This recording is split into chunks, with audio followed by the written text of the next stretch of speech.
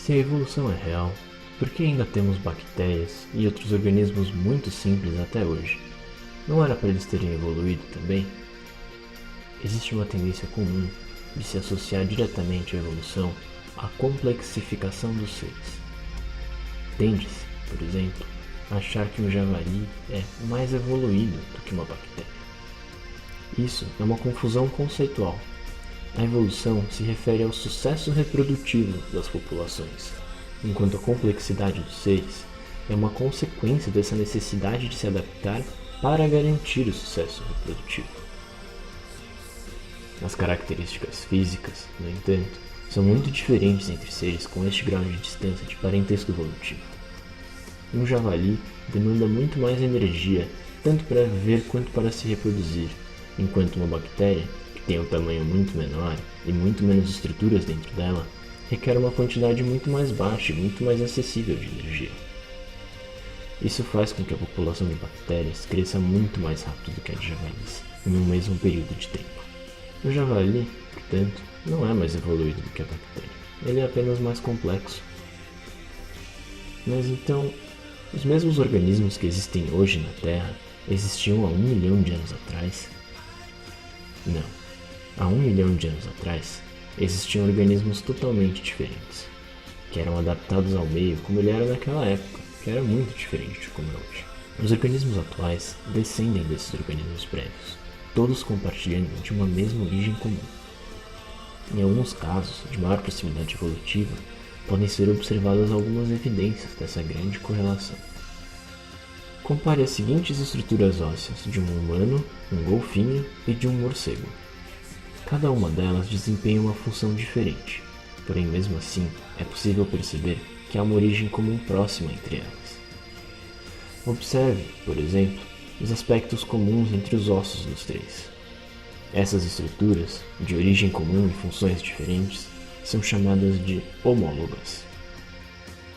Existem também as estruturas análogas, que são estruturas semelhantes na função que desempenham, porém têm origens evolutivas distantes. Esse é o caso das asas dos pássaros e das asas dos insetos, que têm um parentesco evolutivo muito distante, apesar de terem estruturas que cumprem os mesmos papéis. Pode-se falar, ainda, em partes do organismo que desempenham uma determinada função atualmente, mas que já desempenharam outras funções ao longo do processo evolutivo. Essas partes são chamadas de órgãos vestigiais. É o caso da pelvis do golfinho, por exemplo, na qual se observam os resquícios de patas traseiras de um ser vivo terrestre. Atualmente, a pelvis do golfinho tem função reprodutiva, mas em algum outro ponto da evolução, essa mesma estrutura teve função locomotora. É o que acontece também no caso das práticas alimentares humanas, que, após milhares de anos de alimentação seletiva, levaram ao atrofiamento do apêndice. O apêndice já foi responsável pela digestão de celulose, porém atualmente ele desempenha funções no sistema imunológico. Existem também evidências da evolução por meio da comparação geográfica. É evidente a relação direta entre as características físicas das espécies e as condições impostas pelo meio em que habitam. As espécies, portanto, se adaptam a essas condições, e essa constante adaptação ao ambiente se traduz no processo de evolução.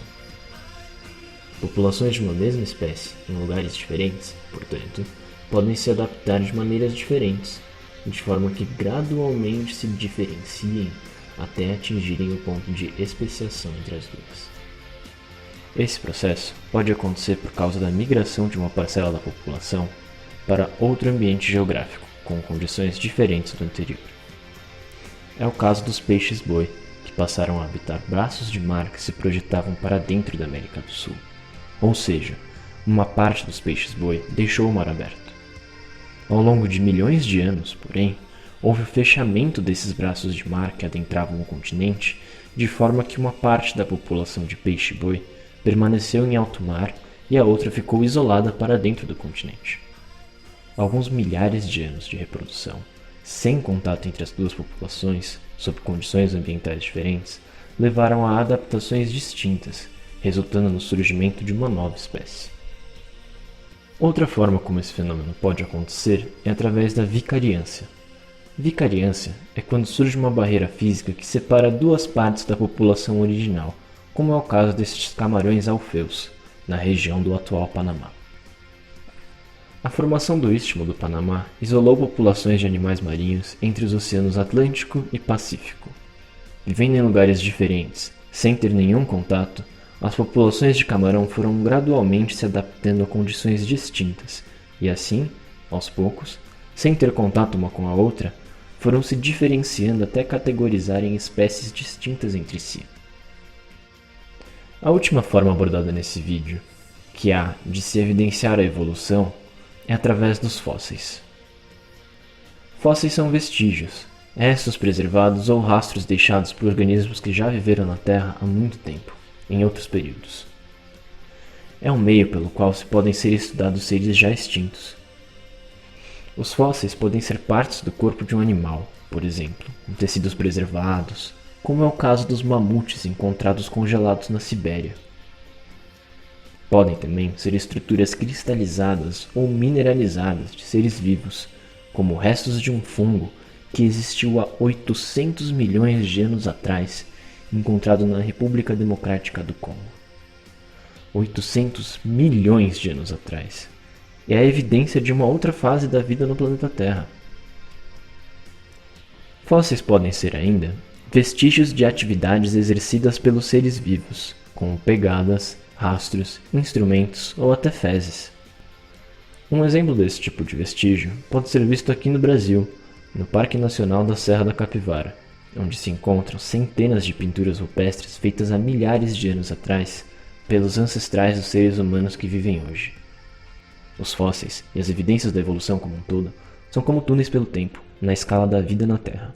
Nos permitem investigar como eram os seres que habitavam o planeta no passado e como viemos a ser do jeito que somos hoje.